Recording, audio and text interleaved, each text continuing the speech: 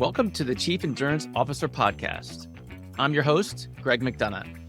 Each week, we hear real-time stories from athletes and CEOs on how to maximize performance through an endurance mindset.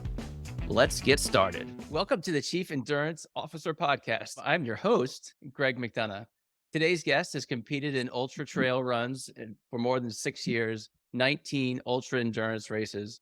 He has ended up 138th in the World Trail Championship in 2018.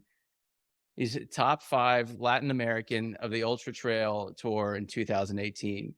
He was part of the U17 Guatemala soccer national team for 2 years. He's the founder and CEO of Vertikal X, the founder and board member of 060. Please welcome José Carlos Sarmiento. Yeah, no, thank you, Greg. I'm enjoying being here with you and sharing all the journey that we have experienced so far in life, and excited to share with you. Fantastic. Well, let's jump right in. This podcast is around endurance leadership, and my favorite question to ask is, Carlos, tell me how your endurance mindset has changed your life unexpectedly. Well, first, I would like to say that my endurance mindset came from very early stage when I was 5 years old.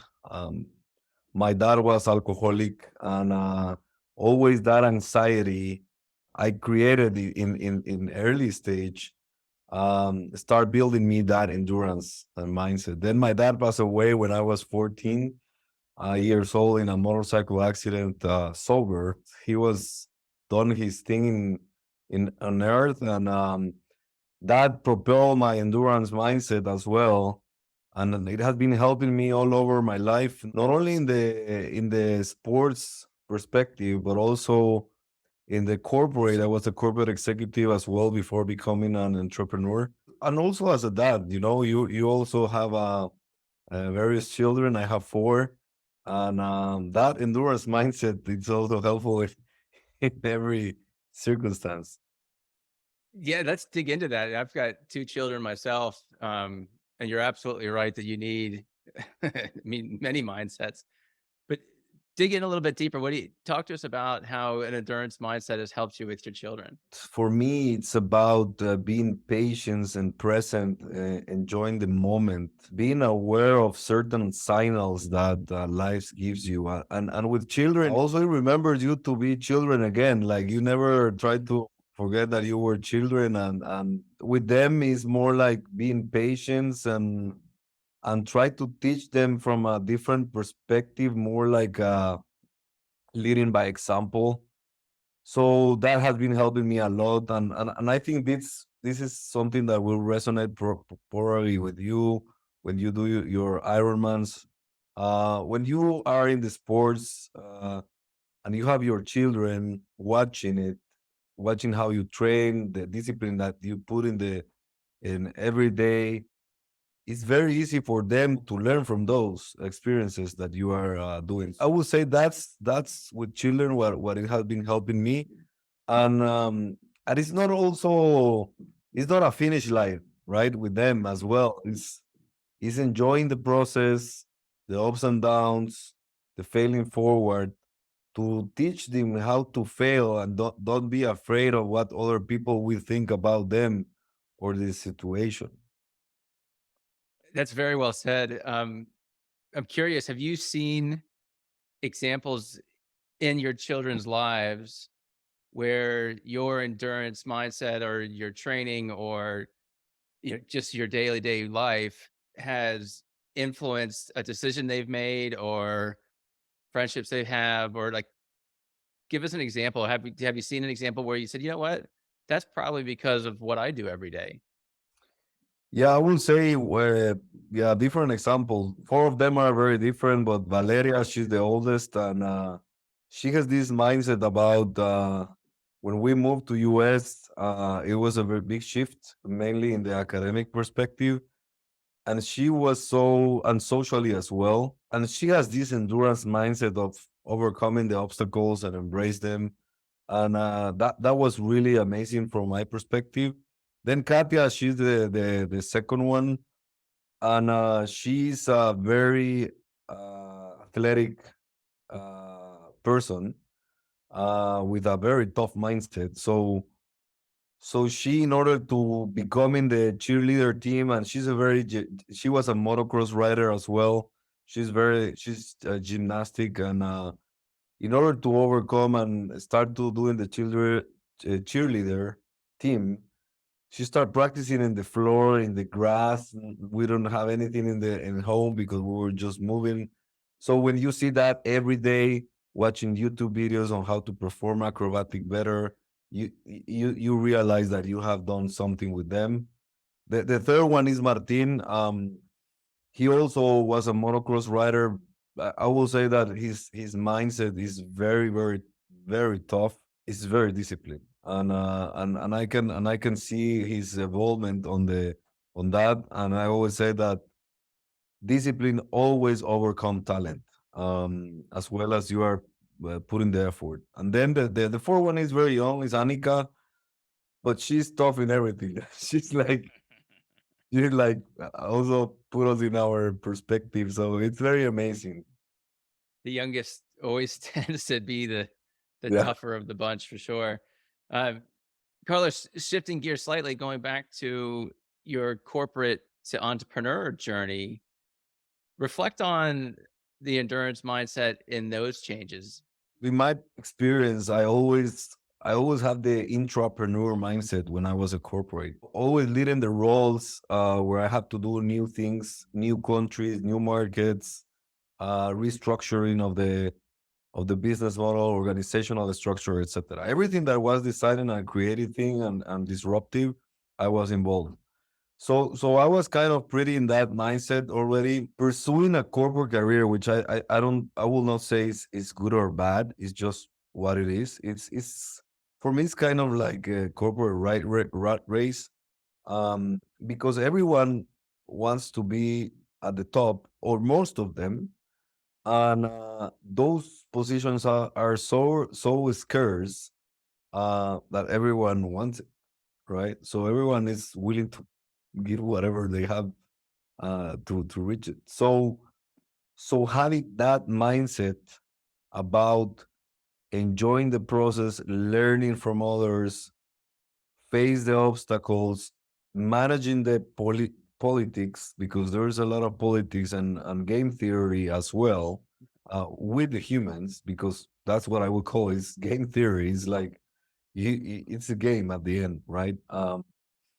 So shifting that from an entrepreneurial perspective, it's so amazing and fulfilling, because I realized that I was chasing the money Mm. when I was corporate, and I was very well rewarded. I was top 1% of, I would say, in Latin America, well paid in that level. But at the end, when I did the shift, and I was like, do not having a salary, building equity, creating equity, building value with no salary, you said, wow. And I was feeling differently.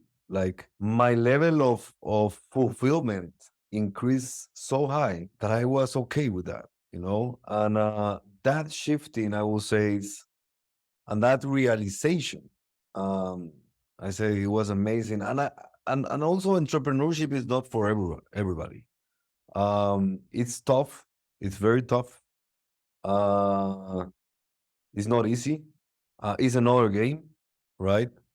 It's also game theory as well, from my perspective, but it's another game. Like, um, another rules. You don't have a cap on your salary, because there's no cap. You can build the value to whatever people you are able to serve, and the value return into your favor someday. So that's the mindset that I have been changing so far in the last, I will say, 5 years. Awesome. Take us back to when you made the decision to leave corporate or to start your business. What feelings were you having? Like, let's relive that moment. Yeah, that's a very nice question. I like it because to be honest, I was burned. That was the question. It was no salary that it was fulfilled for me. I won all the year bonus because of my performance. I am a high performer. I'm a high achiever. And that's my mindset. Like, I'm a high achiever. I will try to excel as much as I can, right? So I was, getting all this annual bonus, and I was buying happiness, to be honest. So I felt so burned out that going back into that moment, I felt like I was always buying these materialistic things, and it was not enough. So when I start realizing and being conscious about that situation that I was living and going very deep into my inner self, I said, this is not good for myself. This is not good for my employers, my colleagues. This is not good because it's like lying, right? It's like cheating them. And so I said, I'm not gonna cheat to myself. So I said, I have to be honest with me. And this is something that I really like, or I'm just doing it because there's the money and there are 4 children and my wife that are need to be fit. And I said, yes, that's the situation. I always trying to be to become high, but I will never be the owner. And eventually, the CEO, it was very difficult to become in that short period of time, right? So I said, well, this is not for me. Like, and then you have those kind of moments that you said, no, I'm gonna be the boss of my own time, and I don't want anybody to tell me what to do, which is okay. But at the end, then when you are entrepreneur, obviously you own your own time and you are smarter with the use of your time, which is the most precious thing for me that we have. Um, but also you have people that you are serving, and at the end, all those experiences that I have in my corporate career, I feel so grateful because it teach me a lot. Typically I always report to the CEO or CFO or CEO or a board of directors committee for a specific special a project that I was involved, very, very executive projects. So I learned a lot from these people. It was a family business of friends that actually are my friends before and during and after and now that I work for. For me, it has been very grateful to have those experiences and learn from them. Um, right now, I even one of the CEOs and my friend, he's a shareholder of a big fertilizer and agrochemical company that I worked for so many years. And I was saying, Frank, I have learned so much about you, and right now that I'm leading my company, now I understand you, some decisions that you have made. And it's unbelievable how you can shift, but also learn that being a corporate executive is good, is not bad. Being an entrepreneur is good, is not bad. And when I shared this, I remember when I made a big shift. It was like in 2020, a Guatemalan podcaster did an interview for me, and then another person said, Charlie, do not talk about your life at corporate executive because one day you will probably have to go back and that will split back on you. And I said, I'm not talking back. I'm just, I'm just sharing what if I have to go back eventually because of some certain reason, it's okay. If I have to do it because of some reason, for sure it's gonna be in something that I am really passionate about, and not just for money. That's for sure. It's interesting when you mentioned that story about your conversation with Frank. It reminded of me of just growing up and having that conversation with my parents. Like once I became a parent, I realized why they had to make so many different decisions, and you just kind of come to them humbly and just say thank you. Right. Between the time that you realized that you needed to change from corporate life and pursue your entrepreneurial journey, like how much time was that? Like how much time did you stay in the corporate world, sort of thinking about leaving, thinking about going on your own until you actually pulled the trigger? It took 4 years, 5 years. It took that time because the people that you love, and when you share this, they said, "Hey, don't do it. Don't be stupid.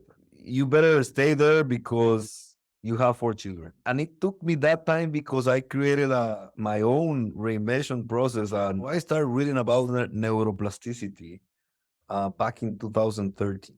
Um, so I started to reshuffle my brain and try to reset it again. And it took me, that is why it took me a long time. And what helped me in that process was becoming an ultra trail runner. So I became an ultra in 2015. And that helped me in parallel to to to make the decision. So I was a corporate treasurer managing a $1 billion company, uh, PepsiCo bottlers in Latin America, and different projects. And at the parallel, and in parallel, I was being a professional athlete.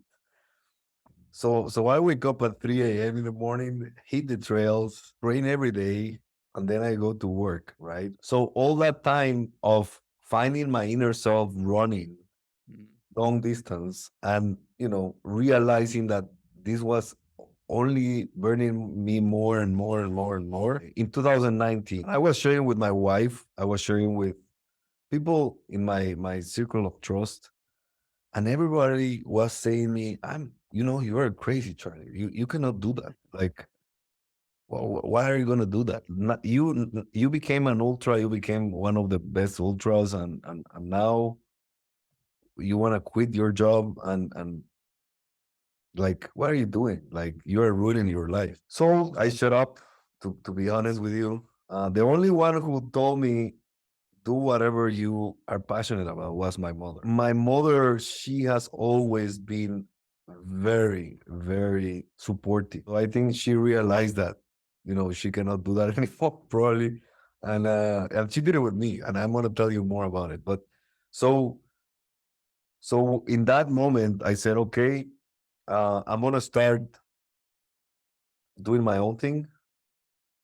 And in 2020, January 2020,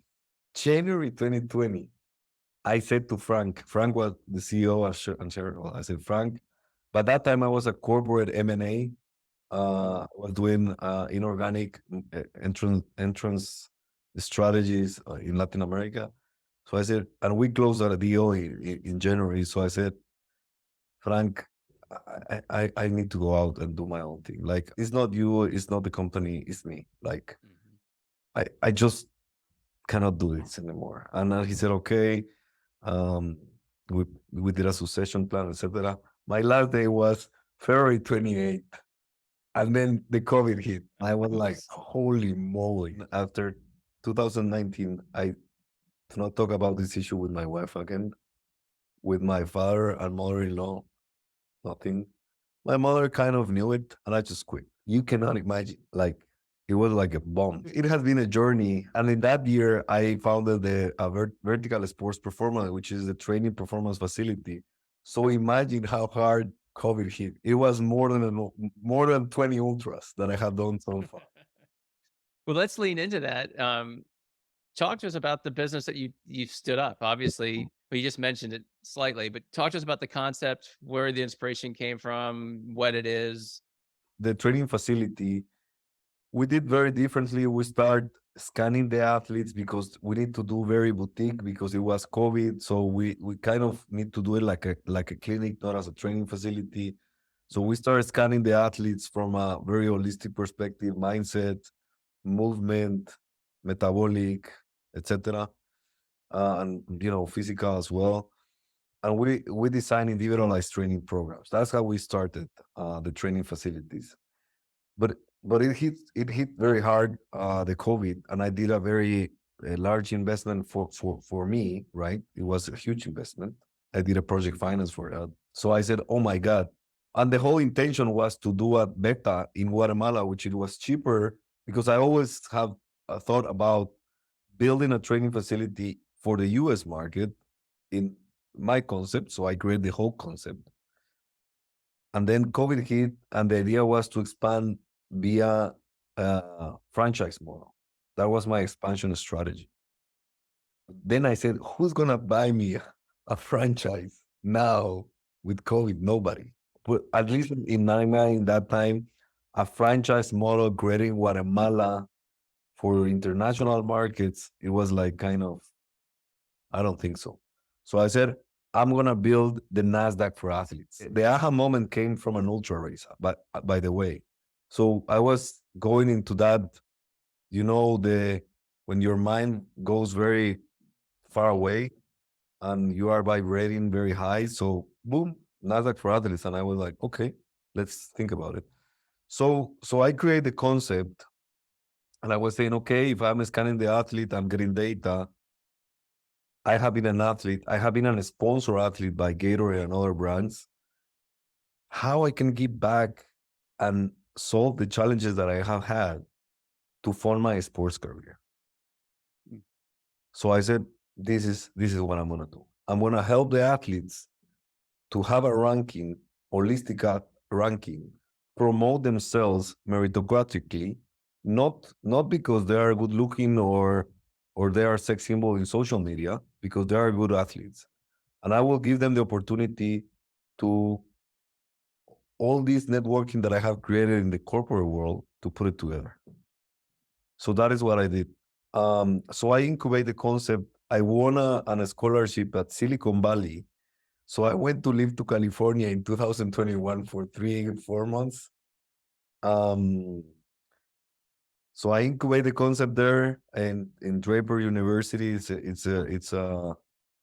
ecosystem, entrepreneurial ecosystem in San Mateo, California, from Tim Draper, that I was introduced with him. And that's how I started. And then after I finished that, I go back to Guatemala. The facilities is still running.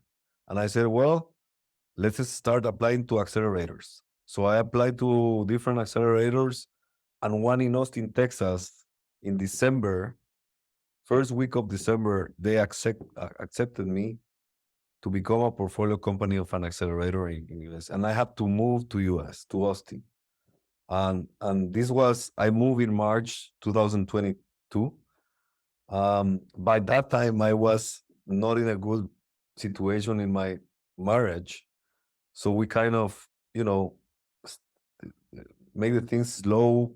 For me, it was very good to come back here by myself and start building what today is Vertikal X, VTX, as the shirt.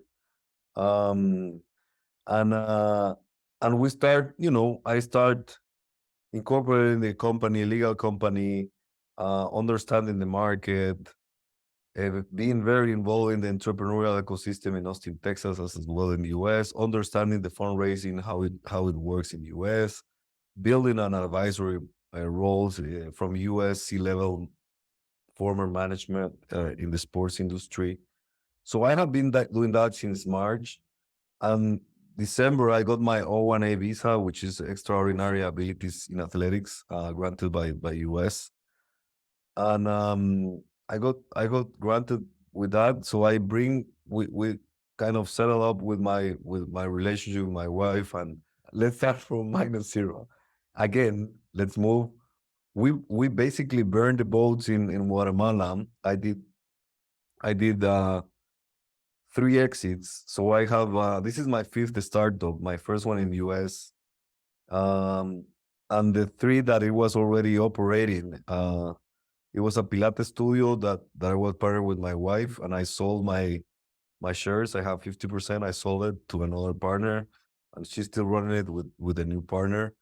I exit the training facilities. I exit 80%. I still being shareholder of 20. And 060, I also did the exit a couple weeks ago, 80% as well. I kept 20. And I'm still focusing on Vertikal X right now. And yeah, that more or less the journey that I have so far. That's fascinating. Charlie, I'm curious, for those audience members that don't know or understand the accelerator program, talk to us about what that entails, what's involved, how you got attracted to it. So first, well, before the accelerator is the incubator, when you have an idea and you try to incubate and settle down like the concept and everything. And then the accelerator is when you are when that idea is more a concept, you start to pivot the business model, etc. So the accelerators in at least in US are very well developed and the ecosystem is well developed. Latin America is not like that. It's starting. Europe is more developed than Latin America. But I will say in US, when you are an entrepreneur, and in my case, I have been a corporate executive. So the foundations of business concept, I have it, but it's not the same to be a corporate executive and become an entrepreneur. Like when you have that corporate mindset, it's almost like this is the car, drive it, right? When you are an entrepreneur, is build the car, try to drive it, and then go back, fix it, and try to drive it again, and go back and fix it, and try to drive it again. So the accelerator helps you in that journey, right? In that journey of giving you the tools, the networking. When you are an immigrant like myself, uh, the networking, right? I don't know, like people in US. Um, so so you start building that, you start understanding the ecosystem, how it works. In Latin America, the angel investors exist. So, for example, my last role after Frank, and this story that I mentioned you, there was a time that I was an investment banker at Ernst and Young. Mm. Like in the meantime, um, so also in Latin America, you find angel investors and family offices, etc. But the difference with US and the accelerators, because it's related, is that if they don't know the industry in the detail, they will not invest. Here in US is different because the knowledge is a little bit more spread. They kind of know. Obviously, they want to know more, but they typically know more, right? They give them the opportunity to know more about different industries, technology, AI, etc. Right? So that's the difference. So the accelerator will help you as well on those kind of things that, the investors who could be potential investors, who could be. So in my case, with this accelerator that we are portfolio company, international accelerator, is run by an immigrant that came 45 years ago. His name is Angelos Angelou. And basically his thesis is non-US citizens, entrepreneurs who wants to enter the US market. Hmm. So typically, an immigrant that comes to US in the good way, right? And actually not in the good way as well. We are so hungry to make things happen, and probably that's a huge difference. So I think Angelo's thesis is very good in that perspective. So that is more or less how the accelerator works, and there are different concepts. This one is very family kind of. The environment is very family oriented because he's from Greece, so it's very different as others. So I have been accelerated by 4 in this last year. So the main one is international accelerator. The incubator was Draper University. The accelerator is international accelerator. I'm still being here. The third one was Capital Factory, which is the major accelerator in Texas. Very big, very big. I won a golden ticket there, and in 90 days, I met with 50 mentors. I was, yeah, I was trying to learn as much as I can on everything. And the last one that I have been scouted and accepted is Generator. Is very big in US. Um, this is in Indiana, so it was kind of virtual physical program, Indianapolis. So it created me kind of that experience. So from each one, I have learned something different. I always join with a specific intention, right? Because if not, if you have so many expectations, potentially they don't exceed your expectation. Because I have seen people or founders that goes to an accelerator and they think that they will build a business for them. That's not true. Uh, you have to be the one who has to be, kicking asses out there. But yeah, so the intention with each one was very specific in my perspective. So for Draper was incubation, kind of understanding, becoming an entrepreneur. International Accelerator was setting it up in US, coming to US, feeling the experience, incorporating the legal entity, etc. Capital Factory was focused Austin, Texas, like very laser focus on the ecosystem and networking a lot. And Generator was the fundraising structure in US, like how to fundraise here. So everything has to my experience is a very particular specific intention in each accelerator. There's a great lesson there for sure. And thank you for sharing it. Shifting gears a little bit, Charlie, talk to us about your professional athletic career. Well, yeah, that's I love the shift because when I was very very young, I think 5 years old, um, I always wanted to be a professional athlete. So I had three dreams, and one of the three dreams is a professional athlete. So my first sport was baseball. I was a baseball national Guatemala shortstop for 7 years. That was my primary sport. Um, and to be honest, I was very talented for baseball. I was very disciplined as well. But when my dad passed away when I was 14, I decided to quit baseball.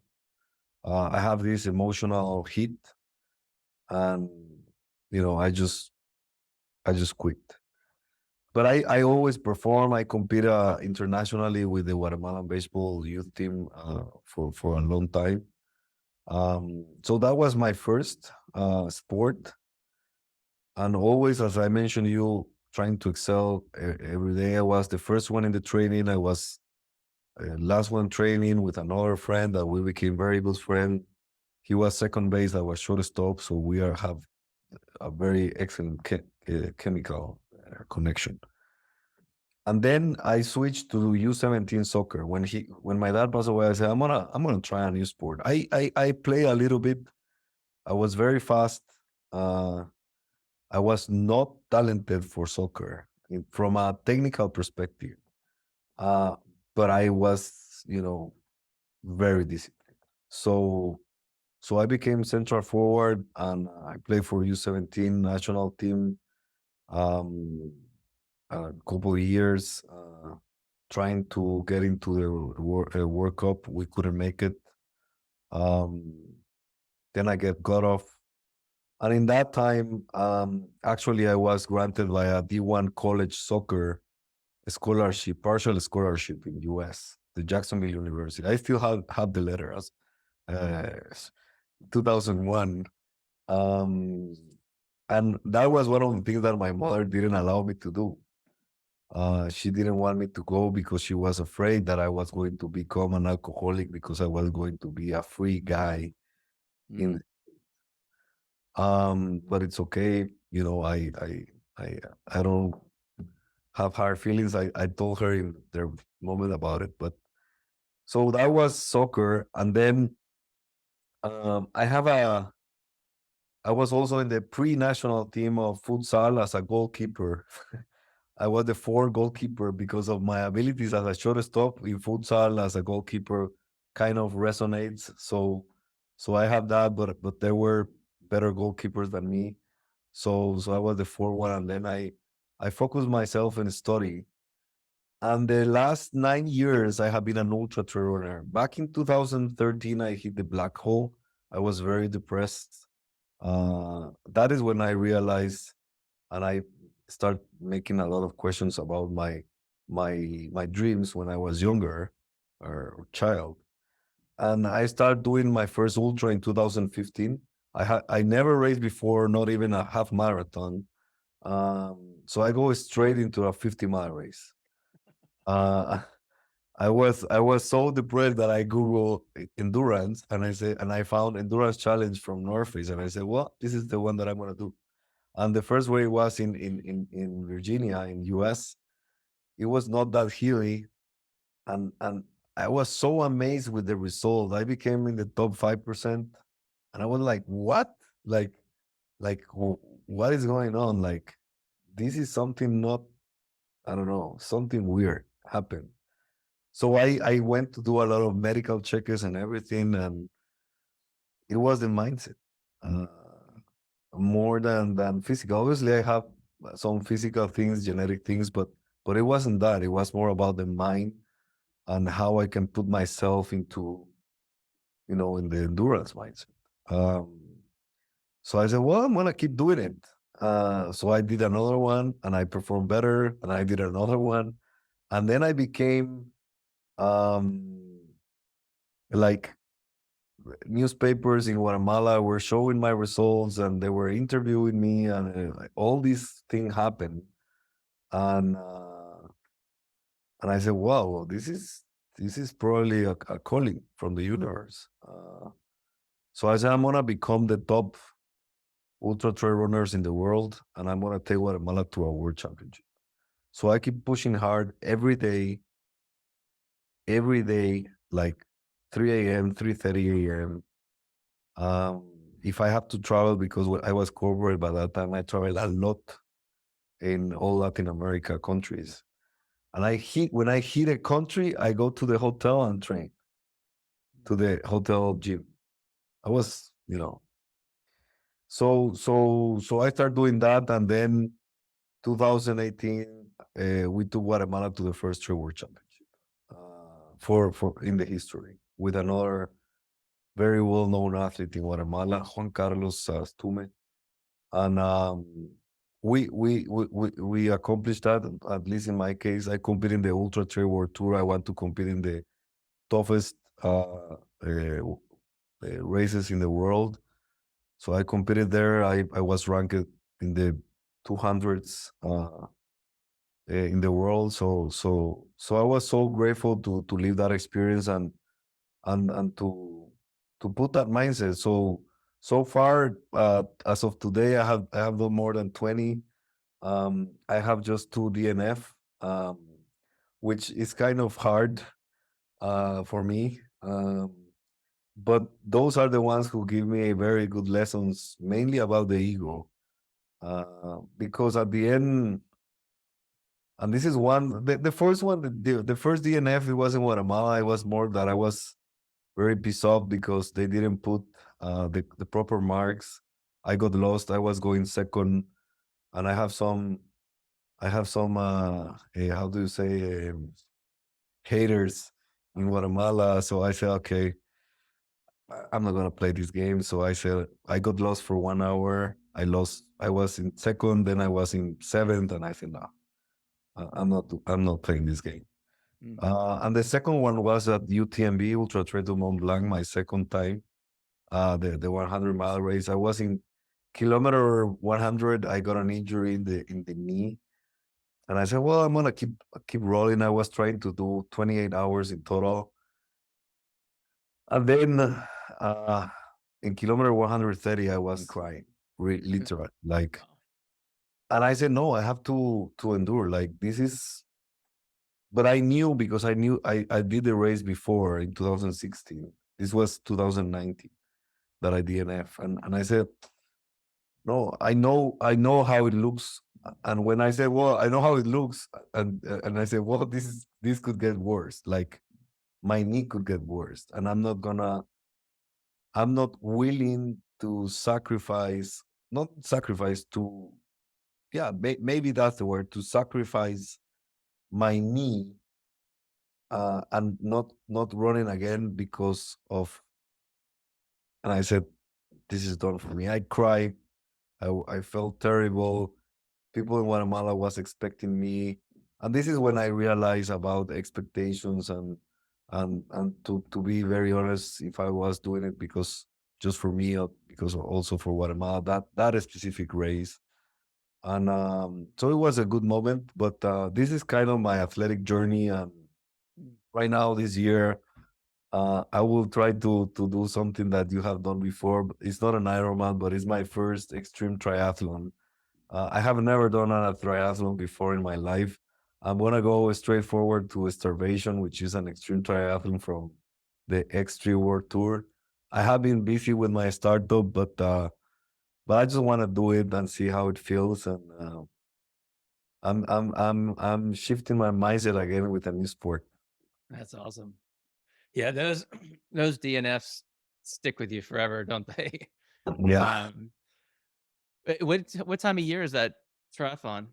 it's gonna be in July. Actually, yeah, very Oh close. yeah, around the corner. Charlie, tell the audience how they can get in touch with you if they wanted to reach out. Well, thank you. Yeah, if you want to reach out with me, go to Ultra Sarmiento, which is my last name, Ultra Sarmiento in Instagram and as well in Twitter, and also in Facebook as Charlie Sarmiento. You can find me there. So very excited to talk with you, to anybody. If you want to email me, is c@charliesarmiento.com as well. Greg, I was very amazed and with this opportunity with you. I would like to learn more about you. So I will have to make a podcast for you. Charlie, it's been great having you on the show. I asked the audience that if you got some value out of this, please share it with your friends. We want this message to be expanded. Charlie's stories around expectation versus intention, I thought were really insightful. Um, as a fellow athlete, your stories around DNFing, and I really enjoyed the conversation around Guatemala trying to make it to the World Cup and your U17. I'm a soccer player by heart, although I hung up my boots many, many years ago. But again, to those in the audience, please share this. And Charlie, again, thanks for being on the show. It was really great connecting with you. Thank you, Greg. I appreciate it. To everybody, I always said that never expect anything from anyone and just give without expecting and live life so intensively each day, every day. And that's what I can share with you and have an amazing journey, willing to fail forward. Thank you for tuning in to the Chief Endurance Officer Podcast. To hear more inspiring stories and strategies around the endurance mindset, be sure to subscribe below or visit us at chiefenduranceofficer.com. Until next time, keep pushing those limits